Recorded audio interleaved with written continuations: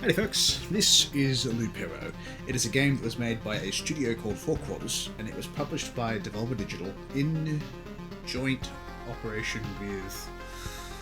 I can't remember what it's called, that's going to bug me, hang on. Playdigis. It was worked on in collaboration with Playdigis. It released back in 2021, so it's approaching 4 years old. In a couple of months, actually, it'll be 4 years old. And I played it back on launch, and I absolutely loved it. If you've never played HeatleyBros, absolutely give it a go. And if you have played it, you know what I'm talking about. It's a fantastic time, and it's crafted with love, and there's so many just little details in the game that make it a spectacular experience. So I'm going to do a little playthrough. I don't know how long it'll go for, but it's been a while since I played it, and I really enjoyed it. Oh, I mean, just look how absolutely gorgeous that pixel effect is. God. I wouldn't even know how to get started on an effect like that. I am too far a novice when it comes to visual effects. The stars in the sky are going out one by one, but no one notices it. No one can stop it. I'm racing to the last place where there is still hope. I need to make it before it is too late. The sounds of agony will quickly fade, and the world will be destroyed. Oh yeah, if you didn't know, you fight Sans in this game. Not actually, but like, more or less. Even the memory of it will be gone. And even if there is absolutely no chance of bringing it all back, there will always be someone who is willing to do the impossible. In a place without space, without time, without memories. Let's get into it. Where am I? I can't see anything except this path. My head is killing me. I remember only a skeleton with a staff up in the sky. This darkness was coming from him. Did he destroy everything around here? Just standing here won't do me any good, I guess. Pay attention to the day progress bar at the top of the screen.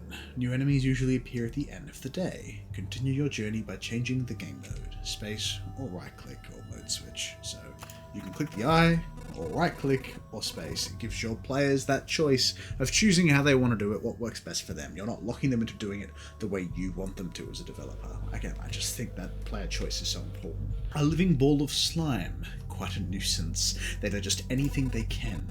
Hey, I remembered this creature. Maybe I just need to freshen up my memory and everything will go back to normal. So, travelling, fighting, and most of the actions are done automatically. The player can't affect them directly. It's hard to fight with your bare hands. I think there's an undigested weapon in the remains of that thing. I think I remember there was a grove nearby, and aha, these even my memories, or do they belong to that slime? You can use cards that are left after defeating enemies to add various new objects to the map. That's what planning mode is for. Drag the card to a suitable space to remember the land. So yes, locks you into doing it the first time around, which is interesting. Good, now continue your journey. Makes me wonder who it is that's talking to us right now. Who is the character that is giving us this tutorial?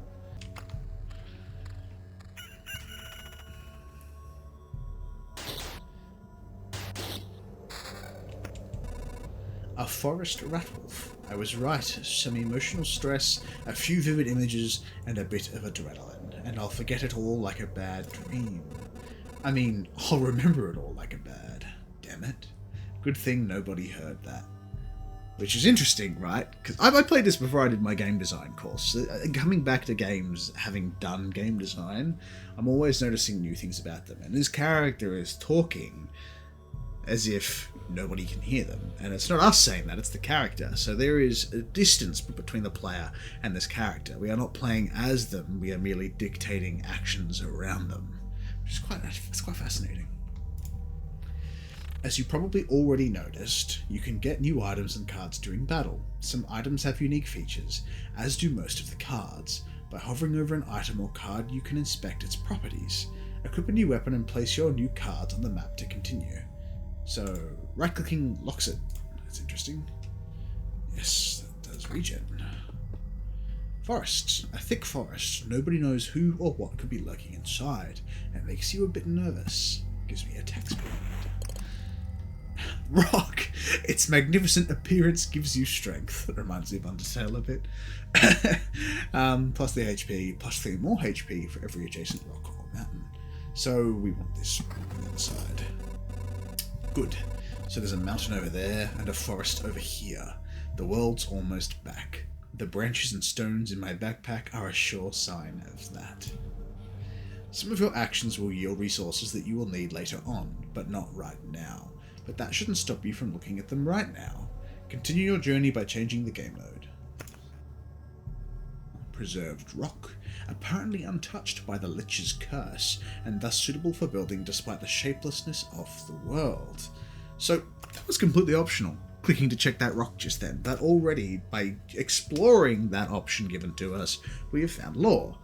I love games that do this. They don't kind of force feed it down your throat. It's stuff you have to go and look for. It's very popular in games from software. God, I always get caught up on saying that, like from software. That's why I just say normally software.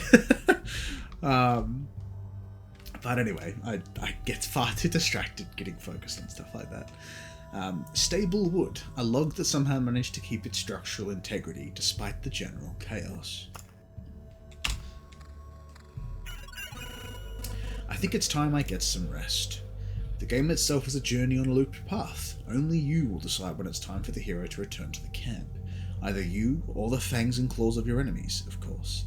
You can retreat almost any time, but a special animation will let you know when it's safer to do so. Retreat to the camp by pressing the button. You consider returning to the cozy camp right now while you're still alive and walking. Good thing the camp is right nearby. Now's the perfect chance. If I retreat, I keep all my resources. Interesting. It's cold and dark here. A small fire can solve both of these problems. Nice place to set up camp. This is when all resources you've gathered will come in handy. Who would have thought? You have just enough wood and stones to make a campfire. Oh, what a coincidence. What a nice coincidence. Build a campfire using the building function while in a camp. Press the build button, select the campfire and place it. Oh, right, yes, I remember now. So, we build the camp out as well, and because we're building it out of these materials that aren't affected by this Lich's curse, it doesn't disappear, which is interesting because the game has kind of told us things disappear before we've even gotten into its second rounds. Campfire. A common campfire, warm and cozy. Monsters keep away from it, so it's a nice spot to have some rest between your travels. It's also the center of your camp and the starting point of your adventures. The hero restores 20% of his max HP upon entering the campfire tile. Interesting. Congratulations, you've beaten this annoying tutorial. You can now start your first expedition, or not. Do as you wish. So, I don't remember if we hear from that voice again, and I don't know if it's told to us who that was. But Nova. Expedition menu. This path, everything is wrong, but I remember. It looks like a completely different place, and it's empty again. Do my actions have any meaning? Ellipses. Like I have a choice. If I need to give up and cry to save the world, I am the worst savior of all. Let's do it.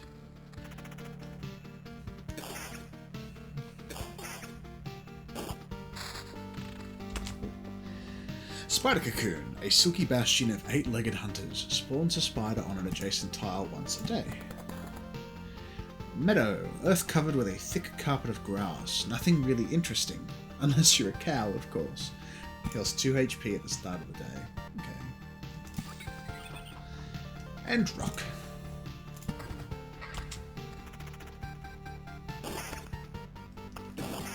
Good that you can kind of pause this game, because if you're learning kind of how to do these impact frames and pixel art, it gives you a chance to check it out.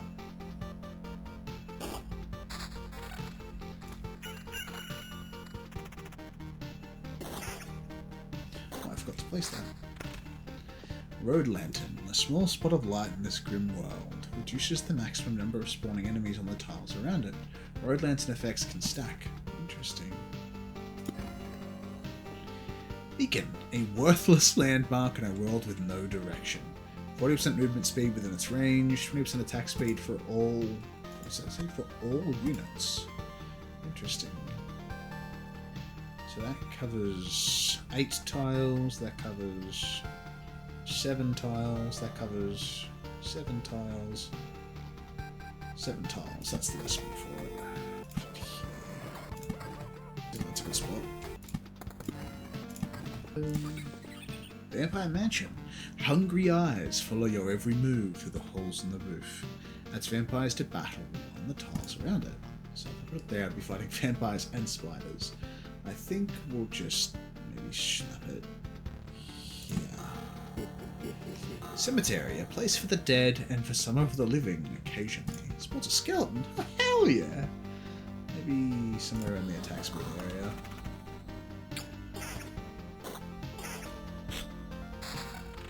So another thing I love about this game is its sound effects. Every interaction you have with the game and each interaction the game has with itself all sounds great.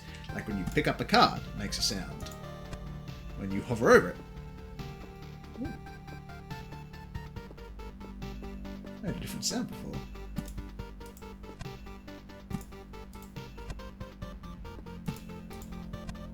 Okay, so it makes a sound when the card goes back to your hand, a sound when you pick up the card, and a sound when you hop up over it. Something that's interesting is that little green dot. What does that mean? Guess I'll find out. 4, 6, it's the same. It's all the same. Put this rock down. Another grove. But yeah, like the items, the buttons, when you press the buttons, the clicks for when they go down. And they're different clicks. One's like a, one's like a, like it's being pressed in and out of like a stone interface. It's cool and it's clever. And it looks like it's the same interaction sound across the board, which I like. Oh, shit. Do I do a vampire voice? Oh. I used to play D&D heaps. And like, are you that YouTuber that does voices for everyone, or do you just give them your voice? You gotta get over it at one point, right? Back off, human. A vampire? Where are your lands? If your farmers need help, I would be glad to offer it. I don't remember them being friendly. No more lands, no more flock, only hundreds of years of emptiness. And hundreds of years of hunger. That'd be what I remember. Oh. Save yourself while you still can. I don't know how long I can keep my head straight. What hundreds of years are you talking about? Your mind is easy to trick, but you can't trick my hunger. It demands its fill. Every sip, every drop of blood will go to satiate it. I'm too weak, but you can help me, and I will set this crumbled world right. That's right, I'm doing this not just for myself, but for everyone, in the name of the greater good. So be grateful for my hard work, and just let me bleed you dry. Rest in peace, my mans. Vampires often owned our lands. They kept the peace and helped our settlements prosper. But this won't do it all. Now they are just pale shadows of their former selves, both physically and mentally. Apparently blood of other creatures can't sustain them. He wasn't joking about the hunger. Even the creatures around him were imbued with the power to drain someone else's life.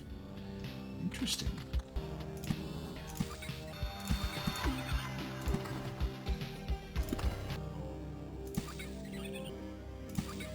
It's like, do I go to camp or do I try for another run? Can I do another run? Yeah, I think we try it.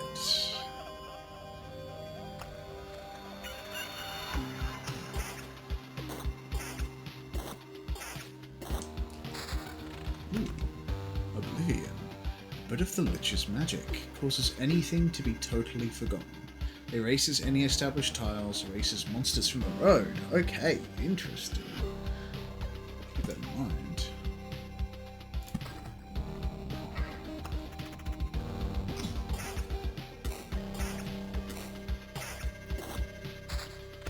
Rock!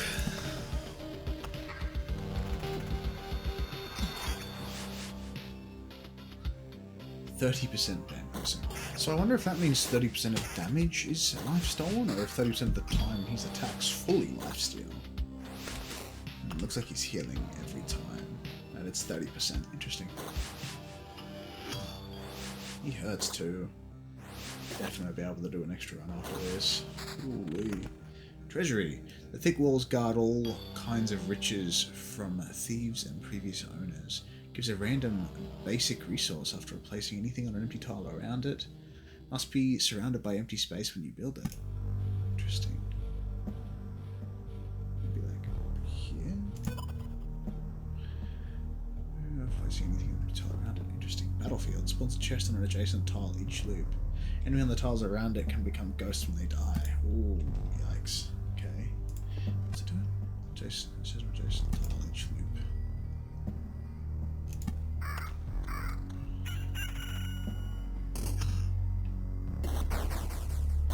Oh, the skeleton's strong. Holy shit. Oh, I got a shield.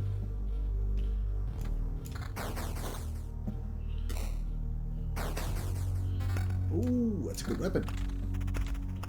Oh, shit. Oh, damn, I beat the shit out of that guy. Spiders. God, it's not looking good, is it? I can make a slime in any day, that's no problem. The rat wolves.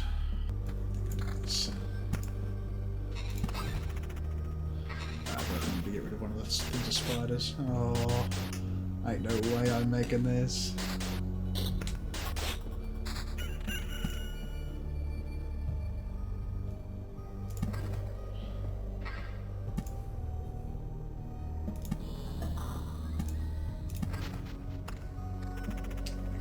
Just kill 3 spiders, is that an issue? Yeah, okay. Sweet. Kill slime, go home. Unless the slime can somehow fell me, we are sweet. Shall we jump? My microphone's right in the way of like the little running symbol. There's nowhere else I could really put it.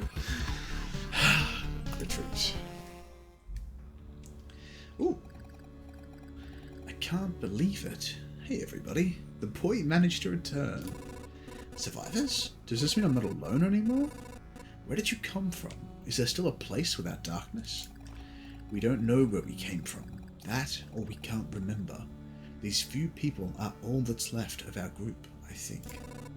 You're not so sure? We're not sure. We reached that conclusion based on the abandoned luggage and leftover daily rations. Each day we see the signs of other people's presence around us, but as far as we know, they don't exist and never did. It's like we forgot them. Forgot them? Exactly. It's as if people are disappearing every day, and we instantly forget they existed. Like we forgot where we came from, and our families, maybe even ourselves. My name is Yota. Yota? I'm going to presume it's Yota, because I can't imagine it's Yota.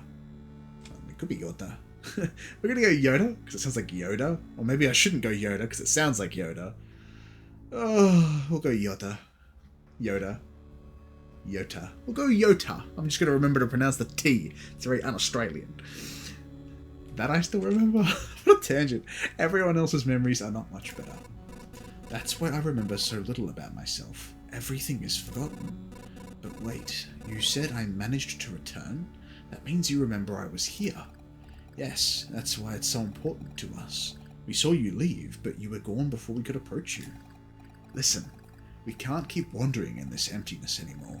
There's a campfire here, and enough space for a few sleeping bags. A real luxury in these dark times. What do you say? Of course you can stay. I'd be very grateful if we could team up. I want to put everything right. I'm only beginning to remember the world as it was before. To catch my breath, all this talking, holy. But there's no point to it without other people. It's too lonely without them. Remember the world? I don't get what you're talking about. I'm too exhausted. But we'll be glad if you could help us, and we'll be glad to help you. Just don't ask us to follow you out there. I don't know how you managed to return, but for us, leaving the group is too dangerous. I will ask no such thing of you. For now, I just want to have a place to return to. A place where I can hear other people's voices. Oh. We weren't joking about helping you. Here are the few things that survived the cataclysm and don't vanish. Don't become forgotten. Take it. You might need it. Hell yeah. Free resources, baby. Alright, that's going to do it. I don't know how short I'm going to crop this to be, and it definitely won't be on the shorts. But if you aren't watching this from my short series, at the moment, I'm trying to undertake a challenge where I afford one of the stupidly expensive Switch 2s using only ad revenue as a complete novice, which is probably why you've never seen this face before or any of these videos before, but hi, welcome. If you haven't, please consider playing Loop Hero. Subscribing, do what you want, but Loop Hero is a great game and it deserves all the love it gets. And if you happen to like this episode, subscribe as well.